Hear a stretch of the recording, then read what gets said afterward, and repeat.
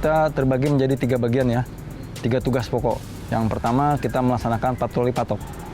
Patok jumlahnya kurang lebih 6.489 patok. Yang tergelar di perbatasan sepanjang kurang lebih 500 km.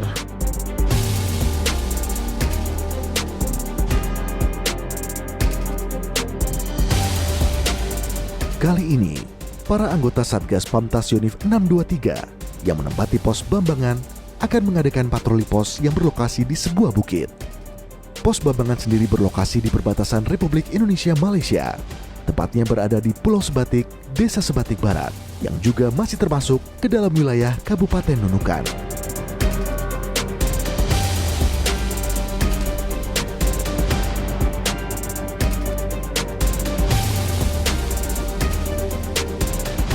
Dalam melakukan patroli patok, anggota diharuskan memakai perlengkapan lengkap agar selalu siap dalam segala macam situasi yang tidak terduga.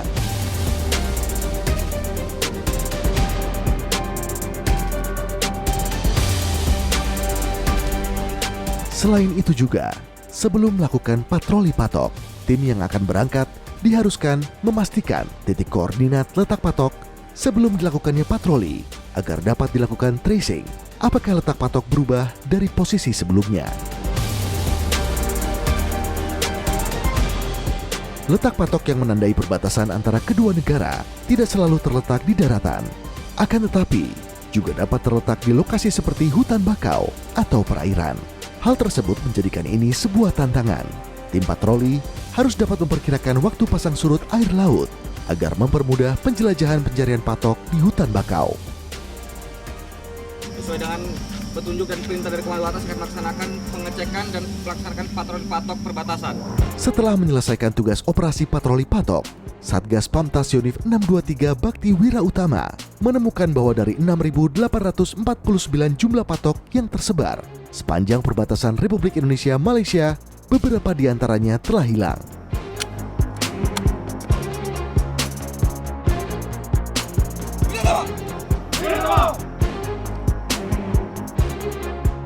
Hilangnya patok perbatasan mayoritas disebabkan oleh fenomena alam seperti longsor, tertimpa pohon, dan kondisi cuaca.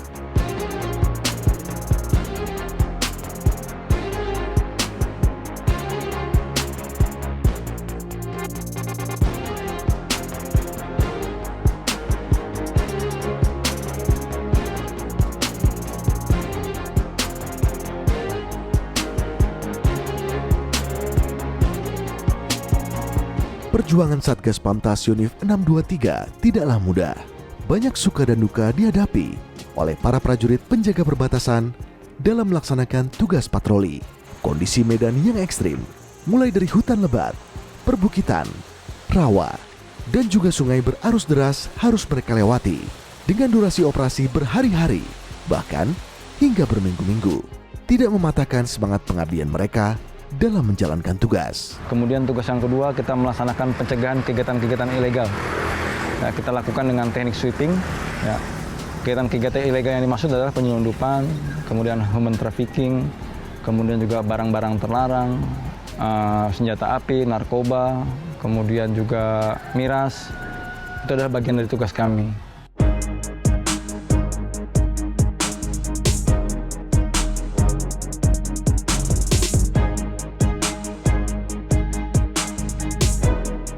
Salah satu pos pengamanan perbatasan yang sering menjadi jalur lintas transportasi air adalah pos Seikaca.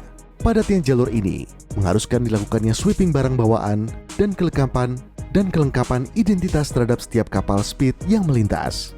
Dikarenakan banyak sekali oknum yang berusaha untuk melakukan penyelundupan barang ilegal dan terlarang hingga human trafficking. Yang pertama, kita melaksanakan sweeping. Namun di sini kita karena daerahnya 95% daerah perairan, kita di sini melaksanakan sweeping air. Di mana sweeping ini merupakan salah satu lalu lintas masyarakat di daerah Nunukan yang menghubungkan Nunukan dengan Seular, begitupun sebaliknya. Selain itu juga kita melaksanakan patroli siang dan juga patroli malam, serta ambus di berbagai titik yang kita curigai merupakan tempat-tempat jalannya tindakan ilegal. kendala yang utama ialah keterbatasan air, di mana untuk mandi, untuk mencuci dan lain sebagainya kita sangat memerlukan air bersih. Di daerah Pose Kaca ini, saya katakan tadi 95% daerah perairan dan juga perairan air laut. Sehingga kita hanya bisa mengandalkan air hujan. Di sini anggota pos berinisiatif untuk membuat tada hujan dengan cara membuat paralon pipa dari atap pos disalurkan ke tempat tada hujan.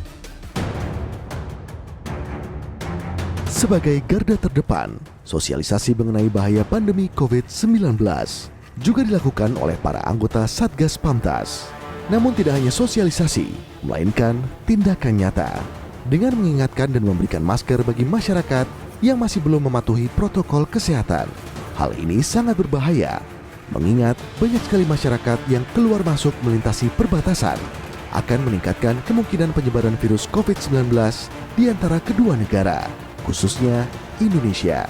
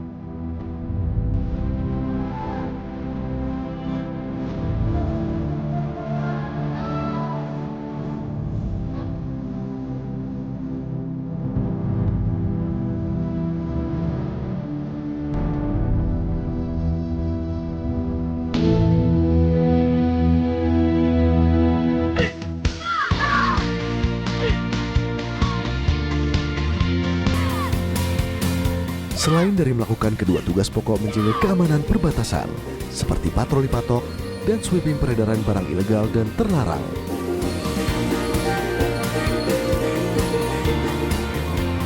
salah satu tugas dan fungsi utama sebagai prajurit TNI Angkatan Darat bagi Satgas Pamtas Unit 623 adalah dengan menjalankan bina teritorial.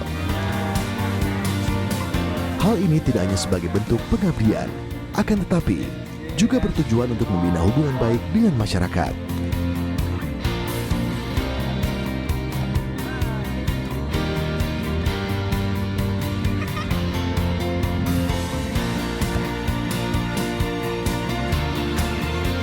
Selain dari pengarahan tenaga pendidik dan juga kesehatan, para anggota Satgas Pamtas juga melibatkan diri dalam kegiatan keseharian masyarakat yang tinggal pos pengamanan di mana mereka ditugaskan.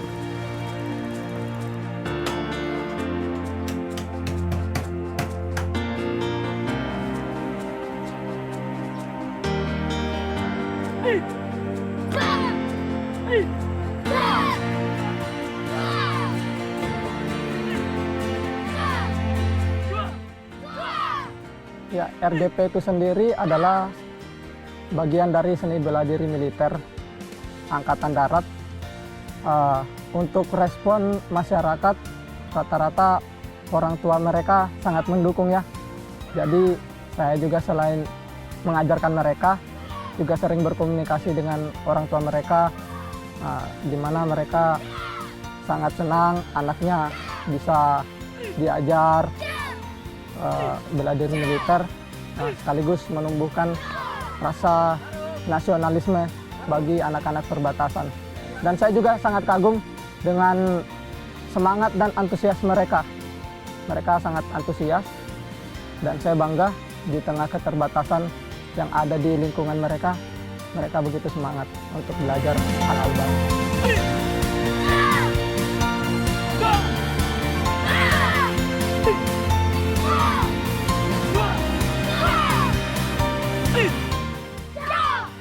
kan mereka dari berbagai macam suku.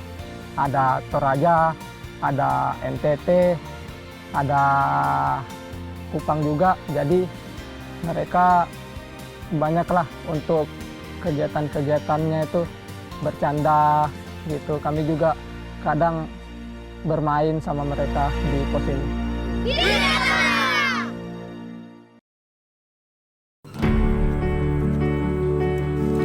Selain bercengkrama dan menumbuhkan rasa nasionalisme bagi generasi muda Indonesia, khususnya di daerah perbatasan, Satgas Pamtas Yunif 623 juga melibatkan diri untuk meningkatkan taraf hidup masyarakat, khususnya kebutuhan ekonomi dengan membuka kebun dengan beragam macam tanaman. Nah, dengan kita pelajari budaya sini, dikaitkan dengan pertanyaan Mas tadi, bagaimana sih kita berinteraksi, bagaimana kita berkebun. Berkebun kita mau buka lahan, izin sama mereka. Pak, boleh nggak ini kebun ini saya lebarkan? Setelah dikasih izin, baru kita boleh buka kebun. Tidak serta-merta kita nebang saja kita, kalau tidak izin, salah. Nah, kita berkebun di situ, ya alhamdulillah, rata-rata setiap pos punya kebun yang jumlahnya cukup luas. Bahkan di Sungai Ular itu, ada kebun seluas 2 hektar, yang kemungkinan besar nanti kita tidak panen. Yang panen, apa? Yang panen adalah dari Satgas nanti pengganti. Ya, tapi anggota tetap semangat saja.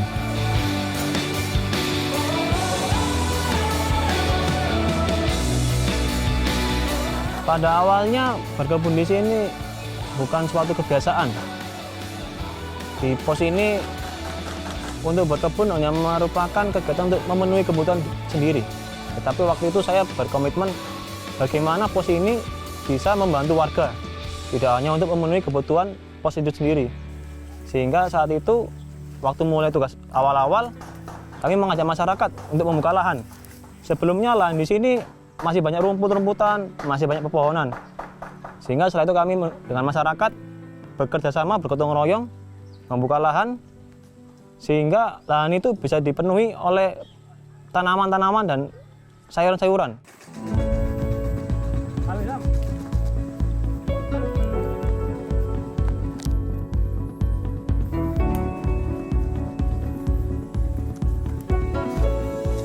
Untuk luas kebun kami sekitar kurang lebih 1 hektar. Di dalam untuk mayoritas tanamannya yaitu tanaman jagung, ada jagung manis ataupun jagung putih. Itu untuk yang sekitar 80%-nya. Sisanya ada kayak ubi jalar, kemudian tanaman lombok, ada kacang panjang, mentimun, terong.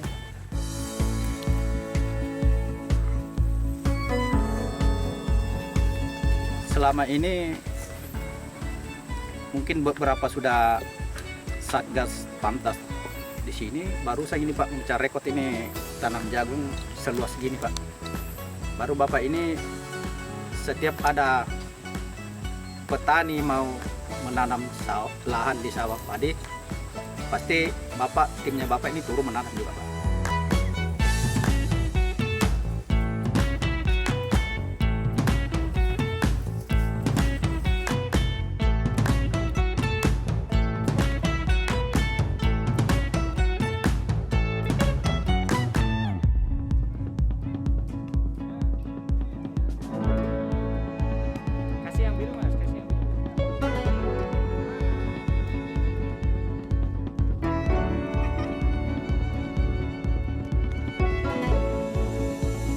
Anggota yang sudah berkeluarga.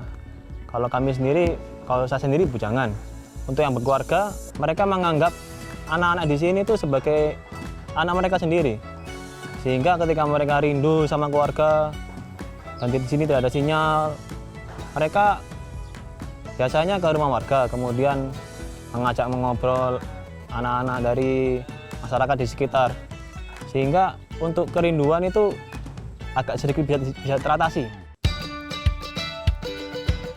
Harapan saya untuk batalion pengganti, saya berharap mereka nanti tetap menjalin silaturahim atau kerjasama dengan masyarakat, sehingga kebun-kebun yang ada saat ini tidak terlantar ataupun rusak.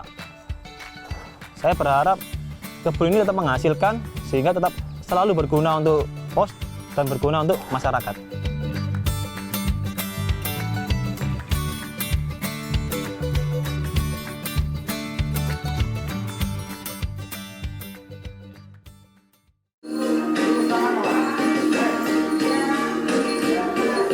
Dalam mengisi kegiatan sehari-hari, selain dari menjalankan tugas sebagai pengaman perbatasan, para prajurit juga melakukan berbagai kegiatan bersama masyarakat. Salah satunya adalah belajar tarian tradisional suku setempat. Beberapa pos penjagaan yang bersinggungan langsung dengan pemukiman warga asli suku Dayak mengajak masyarakat asli suku Dayak untuk melatih keterampilan para anggota, belajar kebudayaan asli tempat mereka tinggal.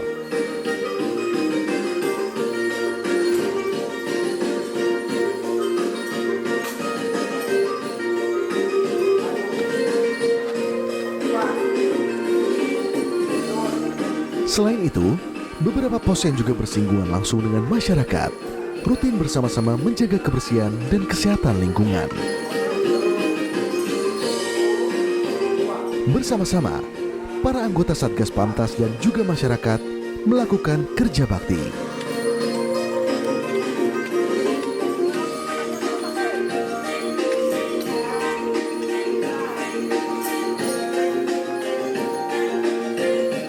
Sebagai ketua RT 10 Kelurahan Nunukan dalam Pertanian bersama seluruh masyarakat saya RT 10 banyak mengucapkan terima kasih kepada seluruh anggota TNI AD 623 Kabupaten Nunukan dan kerjasamanya di dalam melaksanakan kerja bakti pada pagi hari ini.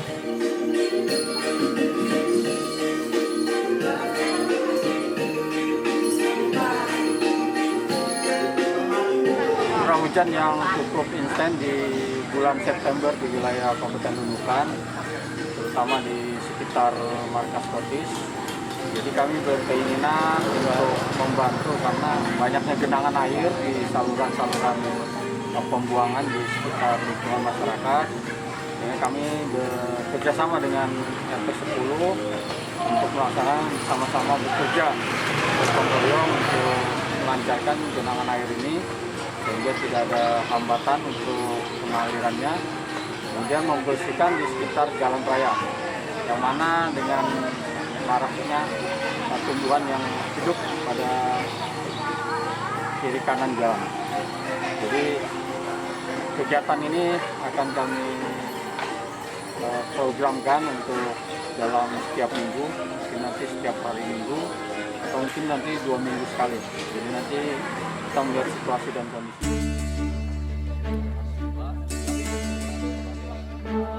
Dengan letak lokasi pos yang jauh, yang juga beberapa diantaranya harus menempuh jalur air, Satgas Pamtas Yonif 623 menjalankan program pengadaan kapal. Hal ini dimaksudkan untuk membantu jalannya operasi, juga sebagai bantuan transportasi bagi masyarakat agar dapat melakukan kegiatan ekonomi sehari-hari.